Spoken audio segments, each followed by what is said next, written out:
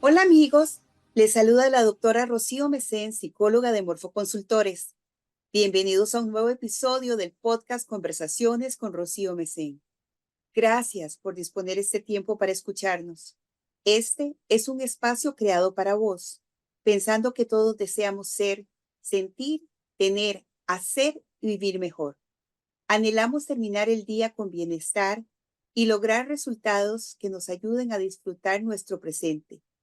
Además, todos deseamos tener relaciones asertivas, un espíritu innovador, la fortaleza para emprender y la inteligencia emocional para enfrentar, resolver y aceptar las vicisitudes de la vida resilientemente. En nuestras conversaciones compartiremos contenido de valor, historias de vida, vivencias transformadoras y herramientas de motivación e inspiración para vivir mejor. Hoy tengo el honor de presentarles a un hombre que conocí en Costa Rica el año pasado en un seminario internacional de familia. Manuel Acosta, bienvenido a Conversaciones con Rocío Mesén. Muchísimas gracias por tu trabajo en la defensa de los derechos humanos en América Latina y ese puesto que tenés de vicepresidente de Asuntos Políticos que te obliga a ser un habitante del mundo y de dar todo lo que hay en tu corazón y lo que está en tu talento por la familia en el mundo. Así es que Iberoamérica tiene una voz súper importante, Manuel Acosta, y quisiera que nos contés un poco. Sos una persona que está súper entregada a este trabajo y me encantaría que todos sepan quién es Manuel Acosta, dónde trabaja, cómo los contactan y especialmente cómo es que se inició tu vida, porque el principio de vida siempre es lo que nos da en adelante lo que somos capaces de ser y hacer. Bienvenido, Manuel.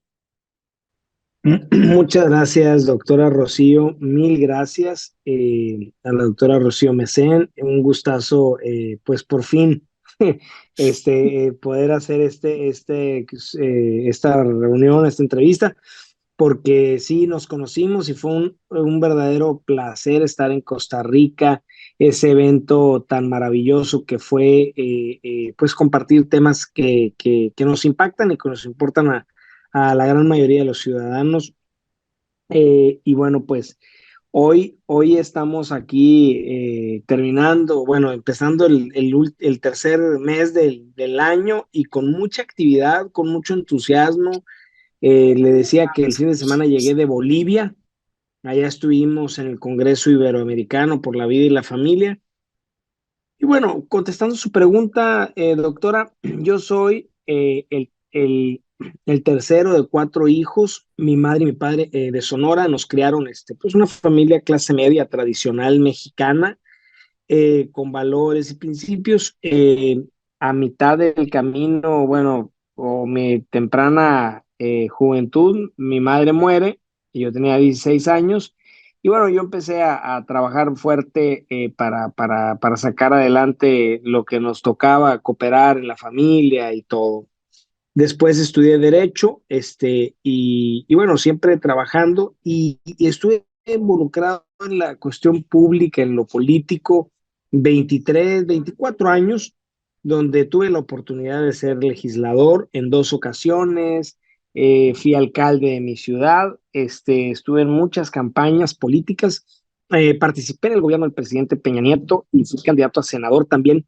Bueno, pues eso fue mi paso por la política. A mí me apasiona, creo que la política es una herramienta indispensable para transformar las sociedades. Pero en esta etapa creo yo que más que estar en la política, yo decidí meterme sí a la política, pero de una forma diferente, en lo internacional, de tal suerte que podamos impactar lo que está pasando en los organismos internacionales. ¿Y esto por qué? Porque yo me di cuenta desde entonces como legislador que llegan documentos, oficios o resoluciones de organismos internacionales y acá los tienes que acatar en los países. Y bueno, por eso estoy acá y dando esa pelea junto con muchos otros compañeros en Global Center. Habemos muchos. El presidente Sebastián Chuf, le comparto también la vicepresidencia de Asuntos Internacionales, Nedy Casillas, hay ex embajadores, somos un gran equipo que está dando la pelea en el sistema interamericano. Realmente para mí fue un gran placer participar en ese evento. Cada uno de los participantes, de los conferencistas, la camaradería que pudimos tener, los ejercicios y dinámicas que nos abren los ojos y especialmente que nos permiten entender cómo es que hay una agenda que está ahí en los lugares políticos de alto poder y cómo es, como dices, que nosotros de alguna manera nos vemos sometidos. Creo que es la palabra más importante.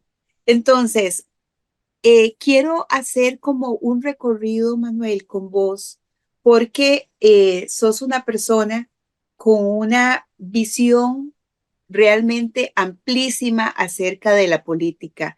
Me encanta este tema porque realmente creo que es para todos. Estamos, yo acá en Costa Rica y vos en México, en Sonora, y o sea, compartimos por lo menos un idioma, no los mismos códigos, muchas veces tenemos que decir, ¿qué es eso? pero, Ah, sí. pero realmente hay una política que se está ejerciendo y que, y también una realidad que América Latina está siendo de alguna manera latigada y necesitamos despertar nuestra conciencia, oír personas con tu calidad humana y con tu expertise para poder comenzar a preguntarnos por qué es que nos adormilamos, por qué es que le decimos a todo que sí, ¿por qué los lobbies parecen como que son, adelante, pase adelante, puede quedarse en mi casa, somos tan buenos hospedadores de cosas que ni siquiera tenemos conciencia de cómo es que está transformando los derechos humanos? Entonces, empecemos por cómo la pregunta que creo que me cautiva es, ¿cómo usar, cómo ser herramienta como político con todas las válvulas del despertar de la conciencia abiertas? ¿Y cómo es que de una u otra forma la política no solo es en lo que se ha convertido en la vida cultural, donde la gente dice todos los políticos son farsantes, todos los políticos son hipócritas, todos los políticos, esa lamentable forma de devenir de la política y del político como tal, y cómo es que podemos eh, interrogarnos cómo es que podemos elegir nuestros políticos con despertar de conciencia, cómo es que podemos interpretar, no, sino que seguir las leyes y dar además la batalla por todo aquello que de alguna manera, si no lo hacemos, pues entonces entramos en la bola de nieve que está recorriendo el mundo. Sí, doctora, yo creo que algo muy importante. Primero, usted acaba de tocar un punto que ahí nos quedamos atorados. La política desde los tiempos de los griegos siempre ha sido cuestionada porque es el instrumento para ejercer el poder de decisión para transformar las cosas, la cultura, las artes, la educación y muchas otras cosas. Sin embargo, usted acaba de decirlo, tenemos que no caer en esa tentación y estereotipar, etiquetar a todos, ni generalizar. Entonces, creo que algo fundamental es entender que la política es una herramienta fundamental, que no podemos nosotros seguir en el desprestigio ni caer en esa tentación de desacreditar a todos por igual. Segundo, yo creo que algo muy importante, invitar a nuestros políticos a que se informen, a que no caigan en la soberbia de que es muy tentador. O sea, yo he estado en los dos lados y la verdad que es muy tentador, porque es condición humana, no porque sea mala intención o algo, es condición humana el creer que el puesto te da la información y que tienes toda la información. Entonces, creo yo que es importante informarnos qué es y qué no son los derechos humanos desde esa parte, cómo funciona el sistema interamericano. ¿Por qué? Porque la gran mentira, doctora, ha sido que nos han querido vender que los derechos humanos solamente es para expertos y especialistas y abogados y para unos cuantos. Sin embargo, a nosotros nos toca vivirlo. En el tema de salud tiene que ver derechos humanos, en el tema de educación tiene que ver derechos humanos, en el tema de familia tiene que ver derechos humanos. Entonces, es un tema transversal que nos toca en todos los sentidos. Entonces, pues mientras menos enterados, mientras menos involucrados estemos, pues más van a seguir imponiéndonos un nuevo código moral, porque curiosamente, ahora quien habla de familia o de vida o de dignidad humana, dicen que eres ultra. Uh-huh. Pero qué caray, o sea, ¿cómo que eres ultra si estás hablando de los derechos humanos fundamentales? Entonces, aquí el detalle es que los moralistas son los que nos están queriendo imponer un código a todas luces. Ese nuevo código moral que rompe totalmente con toda una serie de principios que van de los derechos humanos fundamentales. ¿Qué pasa? Que han querido hacer gustos, deseos y modas derechos fundamentales. Manuel, ¿cómo empezaste vos a tener este despertar, esta conciencia de lo que estaba pasando en tu corta edad, desde tu juventud? ¿Cómo se dio ese movimiento interno? Te lo pregunto primero porque me interesa muchísimo cómo es que los valores y principios de tu familia calaron en tu vida y te marcaron un camino. Pero además, cuando uno es adolescente, toma rutas que de alguna manera la hacen probar o reprobar, ¿verdad? Todo aquello que ha aprendido. Pero también me importa muchísimo porque eh, cuando hablo con adolescentes y cuando hablo con personas jóvenes de 20, 22, de 24 años y me dicen, me importa cero la política, no quiero colaborar, no me quiero meter, todo el mundo se pelea con todo el mundo y yo quiero vivir una vida próspera, llena de abundancia y bien, ¿verdad? O sea, y tan erróneo, ¿verdad? Porque como tú dices, si no vamos haciendo y siendo, porque es súper importante que no puedo trabajar en lo que no creo, ¿cómo es que podríamos impactar si no lo hacemos, si no nos impactamos a nosotros mismos? Entonces, me importa cómo empezó en vos para darnos una idea y para darles además tips a nuestros jóvenes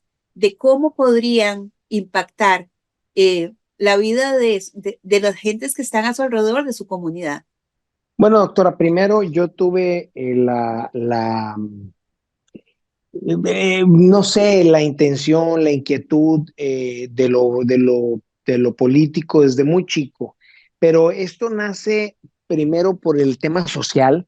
Yo estuve involucrado en clubes sociales como jóvenes rotarios, estaba involucrado en jóvenes pues donde hacíamos jornadas ecológicas desde muy, muy joven, en la primera etapa de la adolescencia, 12, 13 años. Más adelante me invitaron a concursos de ecología, de oratoria, y bueno, pues me fui involucrando, pero sí muy pegado al tema social primero. Ujú, Después, yo me di cuenta, yo a los años fui director del Instituto Sonorense de la Juventud. Es una dependencia a nivel estatal, donde tenemos 72 municipios, un estado de 3 millones de habitantes. Y bueno, pues tenía yo la responsabilidad de coordinar los esfuerzos de los jóvenes. Y ahí me di cuenta que había como una intención de una agenda muy fuerte que no se vislumbraba todavía, pero sí con insistencia. Yo hice un diagnóstico, ¿qué le dolía a los jóvenes? Y un tema era el accidente, las muertes por accidentes automovilísticos, el consumo de alcohol y drogas, el embarazo en adolescentes, la depresión, el cutting y bueno, otro tipo de cosas. Y entonces empezamos a implementar programas y a mí se me acercaron organizaciones para dar talleres y todo, pero yo les decía, no, o sea, nosotros vamos a afrontar estos temas, pero desde los valores. ujú, Después fui diputado local y en Ciudad de México aprueban en el 2007 la legislación del tema de la aprobación del aborto. Y entonces yo, como una respuesta a esa decisión, pues eh, propuse, junto con otras compañeras, la reforma constitucional para defender la vida desde la concepción, como lo marcan los tratados internacionales. ujú. Y bueno, pues yo siempre he creído que no es un tema religioso ni moralista, es un tema de garantías fundamentales.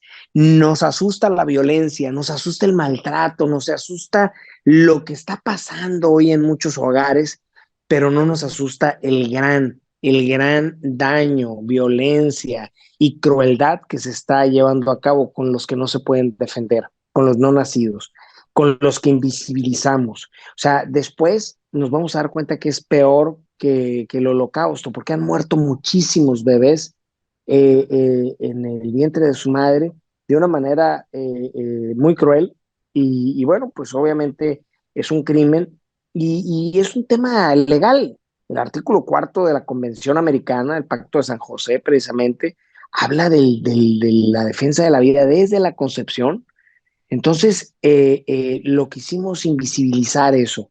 ¿Por qué? Por modas, por agendas, por cuestiones de que no, es que la mujer tiene derecho a decir, claro que tiene derecho a decir. Y yo creo que hay que hacer muchas cosas por nuestras mujeres, muchas, pero no podemos irnos por el camino fácil, por un estado fallido ante dar respuestas más eficaces, políticas públicas más eficaces. No, pues vamos a matar a los bebés. Esa respuesta se me hace no solamente mediocre, no solamente escasos de visión, sino pues un estado totalmente doblado ante esta situación de no saber defender los derechos de todos. Ok, entonces, inicias en el punto social. Además, había una expertise en el sentido, una experiencia más bien, en el sentido de entrar por todos los temas que tiene que ver con aquello que puede integralmente desarrollar a un joven. Ok, la ecología, la relación social, el vínculo, el poder saber a qué le temen los jóvenes y demás. En ese proceso, ¿cómo dirías vos que impactó tu vida para que, a pesar de todo lo que había, porque hay una influencia cultural importantísima, te mantuvieras como firme en un camino? Los adolescentes caminan mucho con su grupo de pares y algunos, cada uno está intentando forjarse a sí mismo, este, con familias diferentes, con conceptos diferentes, pero ¿qué hace que Manuel se mantenga firme ahí, en ese lugar de crecimiento y además de servicio? Porque es como eje fundamental que has estado sirviendo todo el tiempo, indiferentemente si estás en la gestión pública o privada. Un tema importante, doctora, fue en su momento. en su momento, creo que era primero de secundaria, vi un video del doctor Nathanson sobre lo que era el aborto. El doctor Nathanson era un doctor estadounidense que él practicó miles de abortos y que después llegó a una profunda depresión y conversión hacia lo que realmente era el aborto. Y entonces se convirtió en un promotor en contra del aborto. Y eso a mí siempre se me ha hecho algo que increíble. Ahorita está prohibido que visualicen nuestros jóvenes, nuestras familias, lo que es un aborto. O sea, el nivel de crueldad y violencia que de qué manera están matando a niñas y niños sin que nadie alce la voz. Entonces, a mí eso me marcó. Si tú me preguntas en qué momento, eso creo que fue uno de tantos. Y la otra, ¿quién va a defender a estos? Entonces, pues no soy yo, son miles de familias, miles de personas que creen que puede haber paz y justicia y que puede haber, empezando por ahí, creo que ahí vamos a buscar la mejor justicia es para los más vulnerables. Entonces, pues yo creo que eso es lo que a mí me marcó, doctora. ¿Cómo le eh, sugerirías a un joven sostenerse en su principio cuando su medio dice, en Costa Rica, ¿verdad? Decimos mae, o sea, es como güey, o como chico, ¿verdad? Entonces, Sí, mae, qué anticuado, usted no está, o sea, no está en nada, cada quien, porque el derecho es mío, y mi vida es mía, yo hago con mi vida lo que me da la gana. Entonces, cuando hay alguien que expone algún principio que sostiene como el derecho a la vida, esa persona muchas veces se siente inhibida porque tal vez no tiene las bases sólidas para sostener en lo que cree. Le ha faltado compartir con grupos, le ha faltado tener nuevos vínculos y resulta que su grupo, que generalmente es el grupo colegial, están en esa línea de pensamiento, en su mayoría, y muchos chicos solo por hacer lo que siempre hemos hecho en la humanidad para ser parte de un grupo, eh, comienzan a aliarse en otras ideas y comienzan a decir, bueno, sí, tal vez, bueno, o sea, y tal vez a tener un poco de cambio en sus ideas. Eh, pero ahorita te doy para que nos des ese tip, pero resulta que además quiero puntuar, este señor, este doctor que por tantos años eh, tuvo la práctica de hacer abortos y que hace un proceso de transformación pro la vida. O sea, quiere decir que hay esperanza, pero también es lo que me hace pensar que muchas personas que los han criado y que han tenido una formación pro vida cambien por ser parte de un grupo. Esa vulnerabilidad humana, esa, yo creo que es como disvariar en la vida, pero que muchos pasan por eso y que es necesario escuchar qué puedo hacer para impactar mi propia vida y de alguna manera crear mi grupo vincular y al mismo tiempo fortalecer mi filosofía de vida y mis valores. sí, bueno, primero, doctora, es muy importante eso, porque sí, el ecosistema sí impacta y bueno, pues obviamente hay que cuidar de una manera muy celosa a nuestra familia, a nuestros hijos, a nuestros jóvenes. Pero algo muy importante es decir a los jóvenes que no todo es fama y fortuna. O sea, porque ciertamente los likes y los views y los comentarios y todo lo que ahorita estamos sumergidos, y más esa generación o esas generaciones, confusos. Lo que yo les puedo decir es que es bien importante el tener claro el que hoy, realmente el marcar la diferencia, el decirle a nuestros jóvenes que no todo es fama y fortuna, que el tener convicciones firmes y que hoy el ser diferentes es defender las causas más justas, porque lamentablemente estamos ante una agenda donde quieren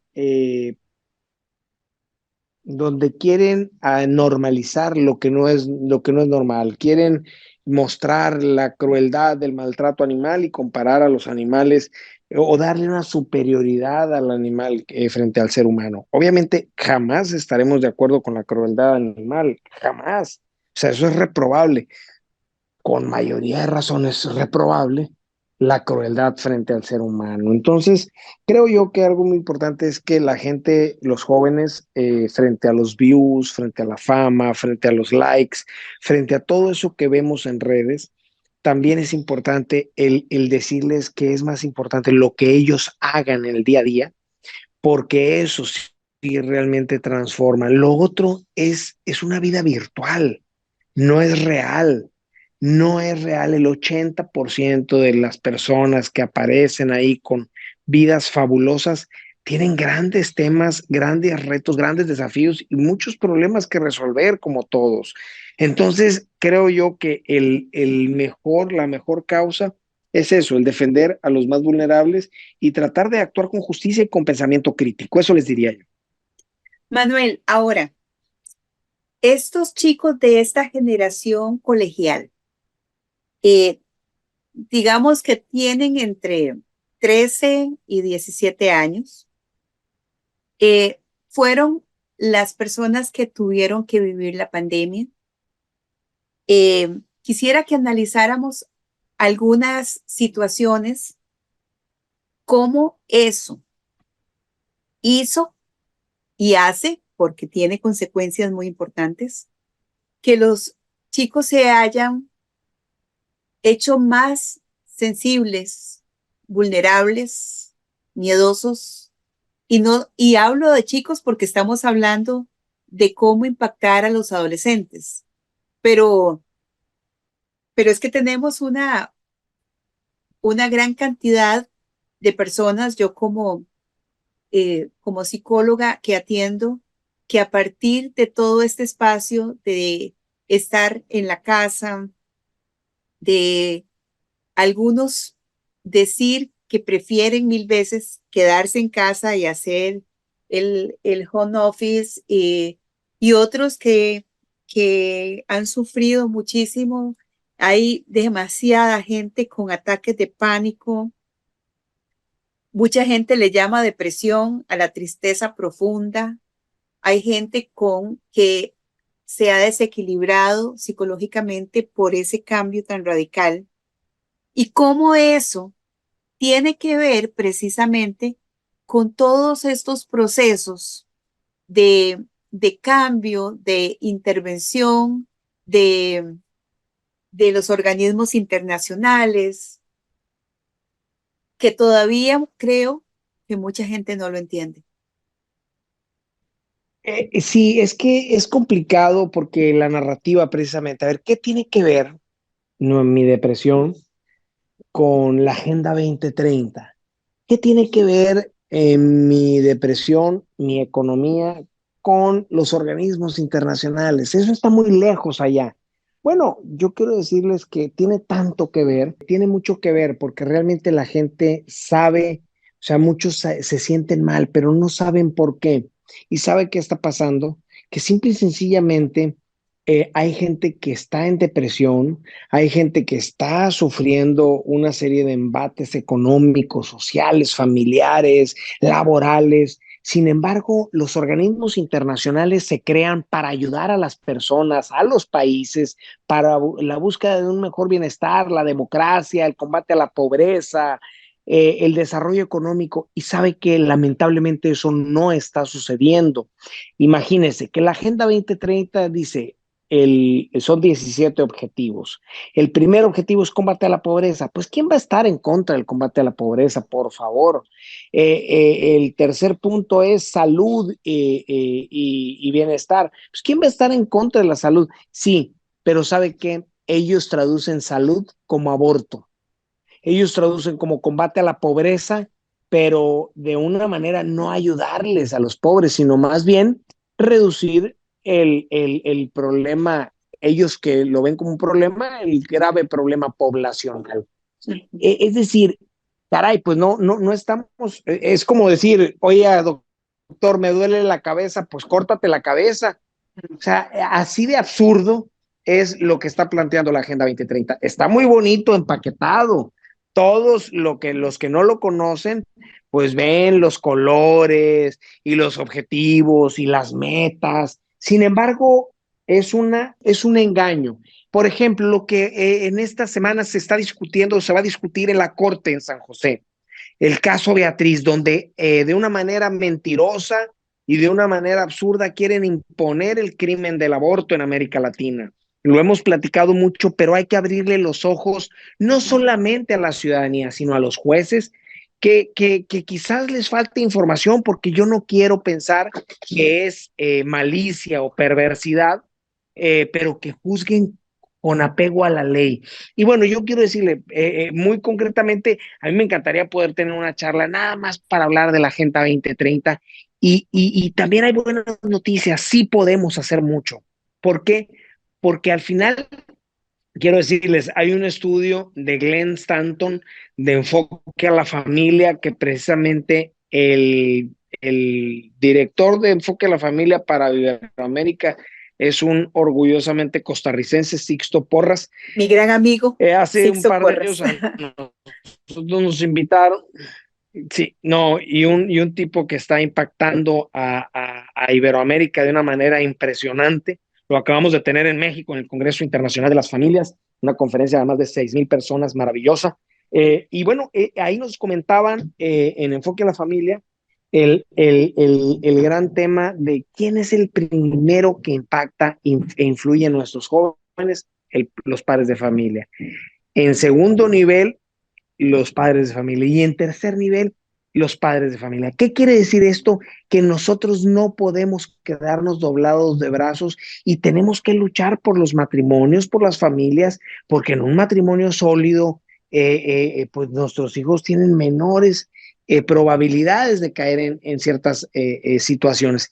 Pero si no conocemos qué es la mentada Agenda 2030, pues va a ser muy difícil comunicarles. Entonces creo yo que hay mucho por hacer, sí hay cosas por hacer y hay maneras de ganar a esta agenda perversa, sí las hay.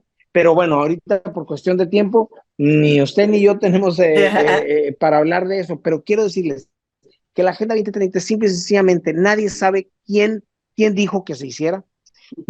A nadie nos preguntaron, nadie votó, nadie sabe qué caray, por qué se hizo así.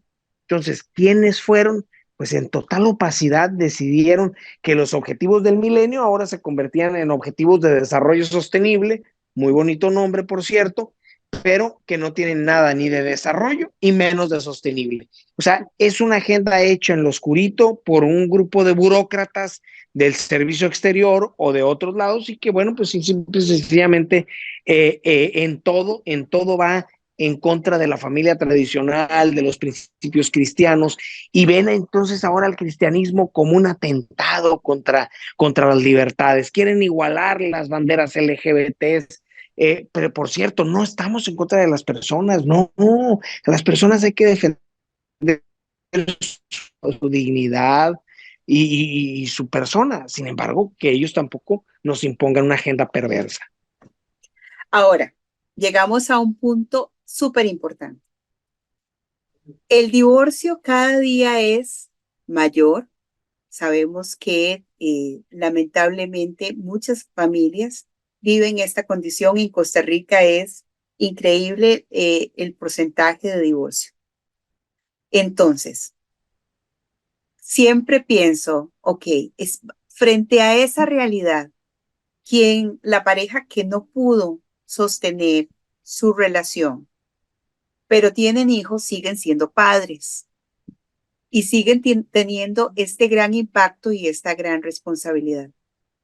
¿Cómo le podés, Manuel, dar una sugerencia de vida a los padres que tienen esa condición, que están separados, para poder de alguna manera seguir impactando en nivel 1, 2 y 3 a sus hijos, a pesar de haber tenido esta disfunción con su pareja? Bueno, primero, doctora, es algo que tenemos que luchar eh, permanentemente porque en matrimonios sólidos los hijos crecen con mucho más fortalezas que debilidades. Sin embargo, bueno, no podemos nosotros etiquetar a nadie y hay situaciones que se dan. Yo creo que aquí una parte muy importante es no meter a nuestros hijos en un conflicto de lealtades. ¿Por qué? Porque ahí los metemos en un dilema permanente, donde a veces se tienen que comportar de manera bipolar, con uno de una forma, con otro de otra. Entonces yo creo que es bien importante nosotros sí hablar como parejas, incluso recibir ayuda, estar abiertos a recibir ayuda, porque los hijos, pues primero, pues yo creo que es lo más sagrado que tenemos todos los seres humanos. Y lo otro, pues no por un conflicto o una falta de comunicación o un problema de otras personas, vayan a pagarla a ellos. Creo que hay que enseñarles de resiliencia, hay que enseñarles de lo que valen ellos, hay que enseñarles, y en ese sentido, el Estado debería de estar brindando ayuda, apoyo a esas parejas para que no lleguen a esa situación y si llegaron, bueno, que puedan responder de manera responsable, madura y correcta hacia una persona, otro ser humano, pues que también es parte de la ecuación que muchas veces no se ve así, pero los hijos de parejas en conflicto son parte fundamental de esa ecuación. Tenemos otra situación que es cada día más constante. Soy, tengo la posibilidad de tener una pareja, eh, soy compañera, soy esposo o esposa y decidimos, aunque uno quiera y otro no, no tener hijos por temor. Porque ¿qué vamos a traer hijos a este mundo en este conflicto que es permanente, etcétera? Un temor que se ha vuelto no solamente cada vez más fuerte, sino que a veces ya llega a ser terrorífico. De verdad, es como si a mí dicen algunos, y me consta porque me lo han dicho en mis espacios, si a mí me hubieran dicho que iba a tener que vivir en un mundo con esta violencia, con esta situación a todo nivel que de alguna manera queja, y donde la economía además juega un papel importantísimo, mejor yo le hubiera dicho a mis papás, no me traigan al mundo. Entonces yo no le voy a hacer a una criatura lo que yo no hubiera querido que me hicieran a mí. ¿Cómo llegar a entender que esta posibilidad, por supuesto que es un derecho tener o no Sí. tenerlos, pero por lo menos tener ese despertar de que el miedo no me puede paralizar, que no es por el terror de lo que vivimos, por lo que decido tener o no tener un hijo? Bueno, precisamente algo bien interesante, doctora. Yo creo que nosotros tenemos que ver el privilegio de la vida. O sea, valorar el privilegio de la vida. Todos hemos tenido problemas, los tenemos y los seguiremos teniendo. Todos tenemos retos que resolver. Sin embargo, la vida es maravillosa, es una oportunidad de mostrar, de ayudar, de ver cómo hay un propósito en esta vida. Es decir, nadie somos accidente y nadie viene aquí como por error. Todos tenemos una misión y un propósito. Segundo, nadie puede predestinar ni marcar por un pasado que hayas tenido. Es decir, el pasado es una cosa y nuestro futuro lo podemos escribir encontrando ese propósito que tiene Dios en nuestra vida. Tercer punto, creo que ese es un enfoque sumamente egoísta. ¿Por qué? Porque no podemos nosotros pensar que el tema, eh, eh, no sé, que lo que hayamos vivido, ellos también lo tendrían que estar viviendo o lo podrían vivir. Sí, ¿por qué? Porque nosotros tenemos la capacidad de decidir cuando somos adultos de no seguir con patrones equivocados. Es decir, si alguien creció en una familia con adicciones o violencia, nosotros podemos cortar con esos patrones. Entonces, creo que nosotros tenemos la enorme posibilidad de marcar una nueva generación y hacerlo de manera mucho más asertiva que nuestros padres. Nuestros padres nos dieron todo con amor, pero con la información que ellos tenían, hoy tenemos muchos más recursos para apoyarnos y ser mejores ciudadanos y padres de familia. No podemos encerrarnos en un egoísmo eh, eh, eh, ni económico ni social en el sentido de no querer tener hijos. Lamentablemente, ahí en el Congreso que estuvimos en Costa Rica se habló del invierno demográfico, de Ujú. cómo ya estamos llegando a eso y bueno, vamos a sufrir las consecuencias porque la gente no quiso tener hijos. Y eso es mucho más doloroso.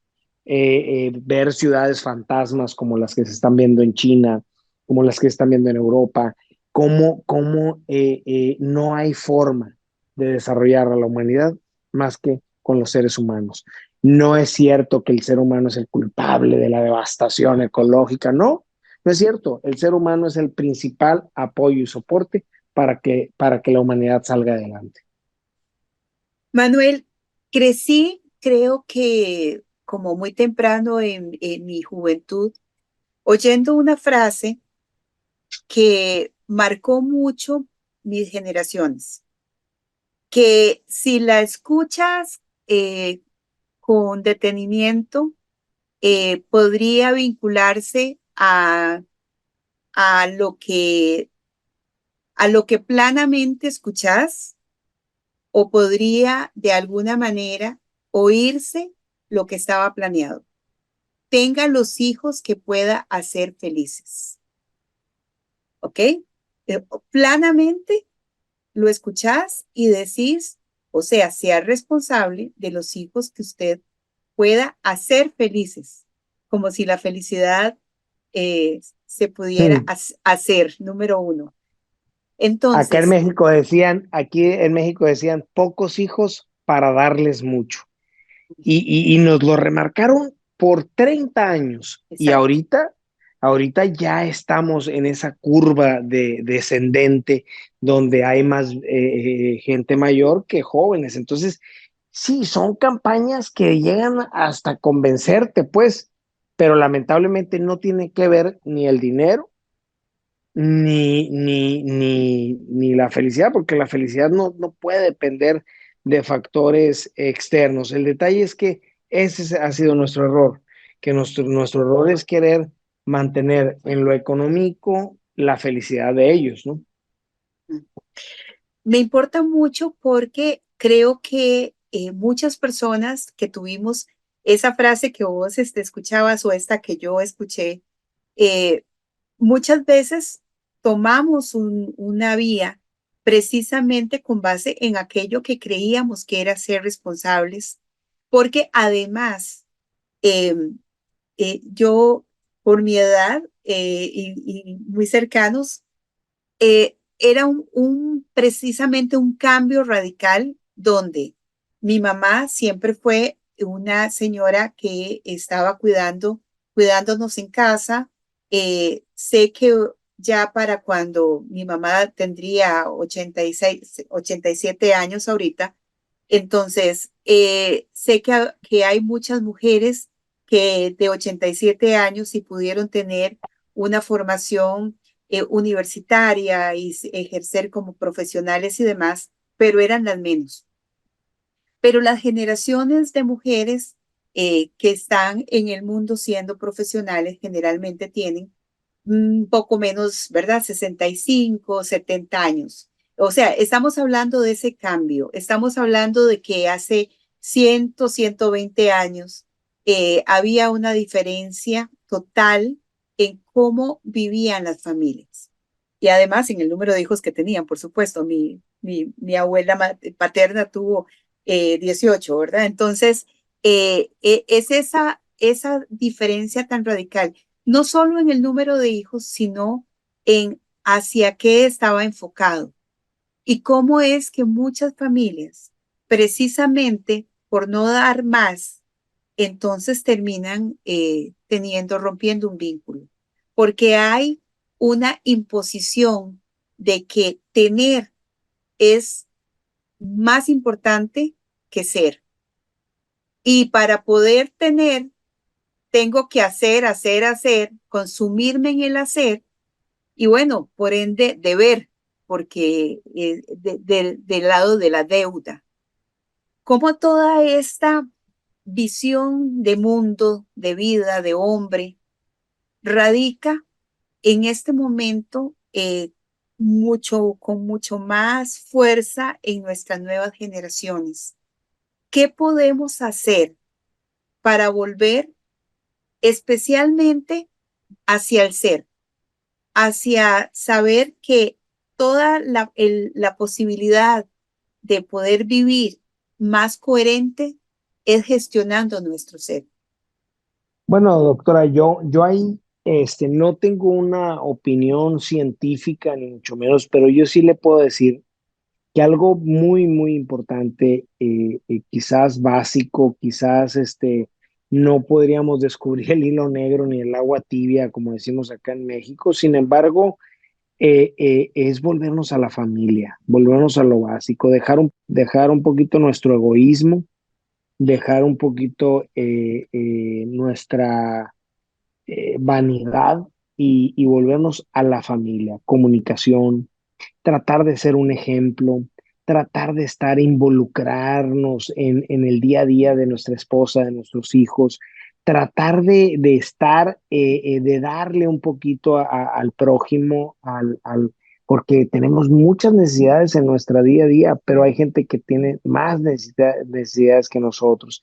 Entonces yo creo que en ese sentido, esos 5 puntos yo los trato de hacer y estoy en la lucha, o sea, no soy, no podría yo llamarme un ejemplo ni mucho menos, pero es algo que a mí me ha funcionado hasta hoy y creo yo que aquí pues cada quien descubrirá sus retos y sus desafíos. Sin embargo, lo peor es que nos impongan una forma de vivir, que nos impongan un nuevo pensamiento, que nos impongan nuevas reglas sociales y morales, sin antes habernos involucrado nosotros en la mejora de lo que hoy tenemos. Entonces, yo creo que eso es, doctora, o sea, tratar de nosotros decir, ¿sabes qué? Sí es posible desarrollarte en todo lo que quieres, pero también emocional y espiritualmente. ¿Cuál es la salud emocional y espiritual de nosotros y de nuestros hijos? Creo yo que a eso resumiría yo todo. Y en ese mismo sentido, pues imagínense, si todas las familias nos enfocamos en eso, creo que va a haber una mejora sustancial en todos los sentidos. ¿Cuál es la razón de ser de Global Center for Human Rights?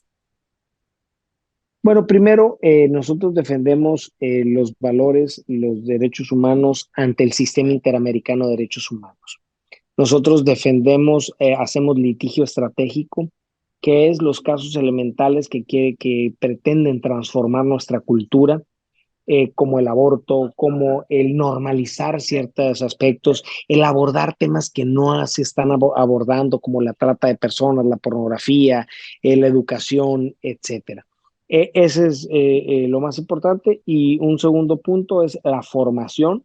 Y otro tercero es el que tenemos un observatorio y un centro de investigación donde ya hemos sacado varios documentos pues que acreditan lo que decimos.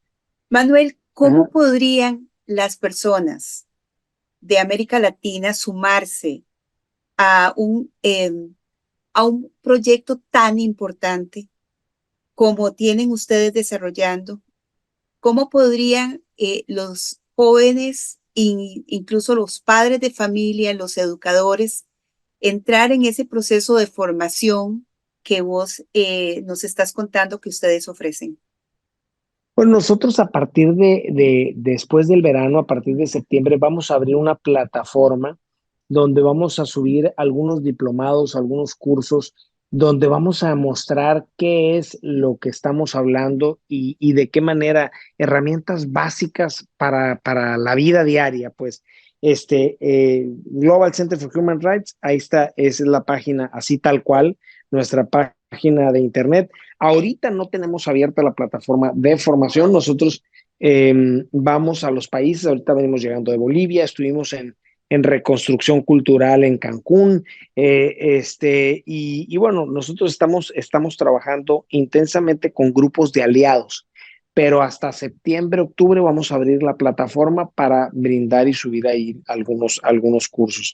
Pero pues estamos nosotros tratando de promover con los grupos que ya hacen activismo, a apoyarlos a ellos.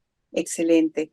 Pues realmente quisiera pedirle a toda esta audiencia que se unan a la página de Global Center, que puedan seguir y esperar esa plataforma de formación, que puedan tener de alguna manera toda la información que por ahora está en la plataforma y comenzar por el proceso de autoeducación, de formación personal, de despertar de la conciencia. Manuel, tu trabajo es extraordinario. Te agradezco muchísimo por lo que haces por toda Iberoamérica. Gracias por representarnos en ese lugar tan importante y llamar a todos los profesionales, a los educadores, a las personas de cualquier profesión que desean unirse a esta causa tan importante y especialmente a tener en su vida la autotransformación. Manuel, muchísimas gracias porque sé que corres muchísimo. Sacar este espacio ha sido grandioso. Así es que muchísimas gracias. Bendiciones para toda tu gestión y para todas las gentes que están con vos trabajando en esto que todos necesitamos tanto por y para la humanidad. Mil gracias, doctora. Que Dios la bendiga muchísimo. Mil gracias a usted y de veras, usted ha sido una gran aliada. Me dio mucho gusto coincidir con usted en el Congreso Internacional y espero que pronto volvamos a coincidir por allá en Costa Rica o en Washington o en cualquier lugar. Pero que Dios me la bendiga mucho y gracias por usted ser una herramienta de difusión. Que Dios la siga guardando y cuidando. Y ya saben, en nuestra descripción dejaremos todas las direcciones y las formas para contactar a Manuel y también a Global Center, que usted pueda unirse y tener esta información tan importante y en su momento unirse a las plataformas de formación. Mientras tanto, gracias Manuel y gracias a ustedes amigos por quedarse con nosotros hasta el final de este episodio de Conversaciones con Rocío Mecén. Mientras tanto, muchas gracias, que Dios me la bendiga, doctora. Gracias. Mientras tanto, por favor, cuídense muchísimo, sigamos adelante, fortalezcamos nuestros principios, nuestros valores y estoy con ustedes en un próximo episodio. Un abrazo enorme, los amo. Chao.